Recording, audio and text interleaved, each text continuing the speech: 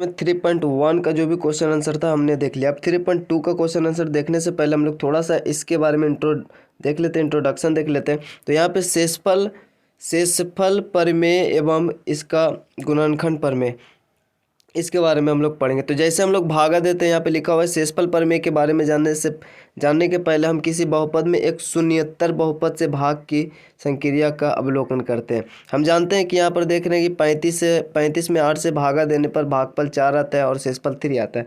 जैसे हम लोग इस संख्या में भागा देते हैं ना, तो जो हम लोग जिस प्रकार से जनरली भागा बनाते हैं सेम वैसा ही यहाँ पे भी होने वाला है। तो 35 से हम लोग भागा देंगे 8 से, तो 8 चौ 32 से लगाएंगे, 32 लगाएंगे तो 3 बचेगा। ये शेषफल बचा, इसको बोलते हैं भागफल और इसको बोलते हैं भाज्य। ठीक है, इसको बोलते हैं भाज्य, जिससे भागा देते हैं उसको बोलते हैं भाजक। तो ये हमारा होता है 1 2 3 4 चीज़ होता है। ठीक है, ये जो शेषफल होगा हमेशा इससे छोटा होगा भाजक से, और ये जो भाजक होगा वो भाज्य से छोटा होगा। ठीक है, तभी तो भागा लगेगा। तो इस प्रकार से ये होता है, और तथ्य को हम इस प्रकार भी लिखते हैं। तो इस पर जैसे 35 है ना, तो 35 बराबर, जैसे ये हमारा 4 हुआ, ये 8 हुआ, तो 8 चौ 32, 8 गुना 4 8 चौ 32 है, इसमें 3 जोड़ेंगे जो शेषफल आया तो ये मिलकर हो जाएगा 35। ठीक है, तो ये हमारा जो होता है ये होता है भाज्य। ठीक है, तो भाज्य बराबर ये फार्मूला होता है, इसको बोलते हैं 8। ये हमारा होता है भाजक और ये होता है भागफल। तो पहले भाजक भी लिख सकते हैं या भागफल भी लिख सकते हैं, कोई दिक्कत नहीं है। ठीक है, पहले भागफल ही लिख देते भागफल, फिर उसमें गुना होगा भाजक से।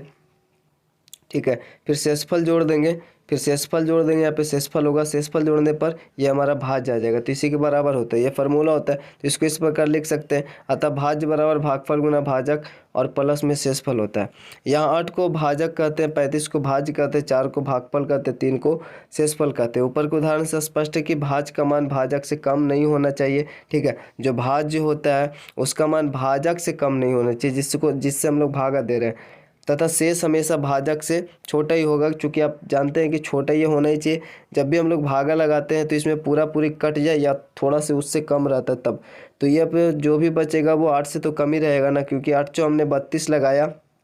ठीक है, तो 32 लगाया, इस पे इससे ज़्यादा अगर लगाते तो 8 पंच 40 होता है, तो 40 यहाँ पे है नहीं। ठीक है, तो उससे कम है इसका मतलब, तो 8 चौ 32 लगाएंगे तो 32 घटाएंगे तो 3 बचेगा। तो ये हमेशा इससे छोटा ही रहता है भाजक से।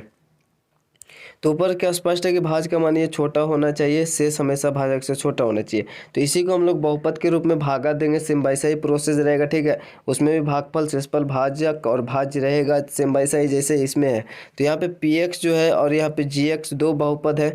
ठीक है, gx जो होगा वो 0 के बराबर नहीं होना चाहिए, और gx का घात हमेशा px से छोटा होना, यानी px यहाँ पे रहेगा और gx हमारा यहाँ पे रहेगा, जिससे भागा देंगे। px यहाँ पे कोई बहुपद होगा जिसमें भागा देंगे, और gx यहाँ पे वो होगा जिससे हम लोग भागा देंगे। तो ये हमेशा छोटा रहना चाहिए px से। ठीक है, तो इसका घात जो हमेशा छोटा होना चाहिए, px के घात से बड़ा नहीं होना चाहिए। ठीक है, gx का घात px के घात से बड़ा नहीं होना चाहिए।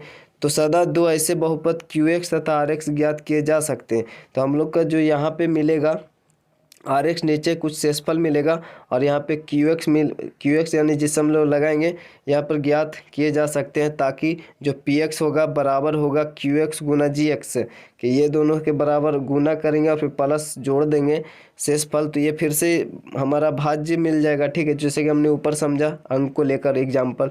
ठीक है, सेम वैसा ही यहाँ पर है। तो इस प्रकार से ये हमारा फार्मूला एक तरीका से हो गया, इसको हम लोग याद रखेंगे। और rx जो होगा यानी जो शेषफल होगा, ठीक है, नीचे वाला, वो हमेशा छोटा रहेगा gx से, यानी जिससे हम लोग भागा दे रहे थे। ठीक है, और ये हमारा px रहेगा। यहाँ पे हमारा कुछ qx आएगा जितना बार में लगाएंगे, और यहाँ पे कुछ बचेगा जो rx होगा। तो ये rx gx हमेशा छोटा होना चाहिए। तो इस तथ्य को हम इस प्रकार कहते हैं कि बहुपद px में gx से भाग देने पर भागफल qx तथा शेषफल rx।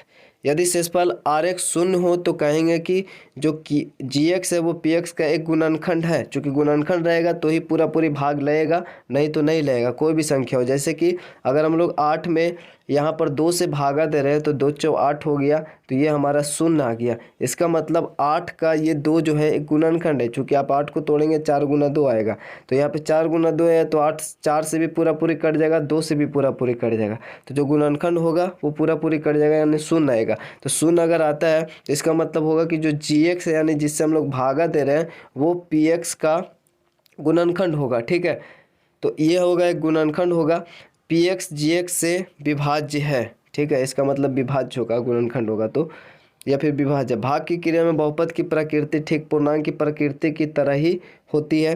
तो इस प्रकार से ये एग्जाम्पल यहाँ पे लिया हुआ, बट हम लोग छोटा सा एग्जाम्पल लेते हैं, बाकी क्वेश्चन आंसर हम लोग सोल्व करेंगे तो अच्छे से वहाँ पे एक्सप्लेन कर देंगे। जैसे हमारे पास है एक्स स्क्वायर प्लस 2, ऐसा छोटा सा, उसमें एक्स से हमको डिवाइड देना, तो एक्स से डिवाइड देना है तो हमको एक्स स्क्वायर यहाँ पे ध्यान देना है। और एक्स स्क्वायर कैसे आएगा, यहाँ पे कितना बार में लगाएंगे तो एक्स स्क्वायर आएगा। तो या तो आप एक्स स्क्वायर से इसमें डिवाइड कर सकते हैं और जो आएगा उसी से लगाएंगे। यहाँ पे एक्स आया तो एक्स से लगाएंगे, वैसे आप दिमाग से भी सोच सकते हैं एक्स में एक्स से ही गुना होगा तो एक्स स्क्वायर आएगा, तो यहाँ पे एक्स लगाएंगे तो एक्स गुना एक्स, एक्स स्क्वायर आ गया।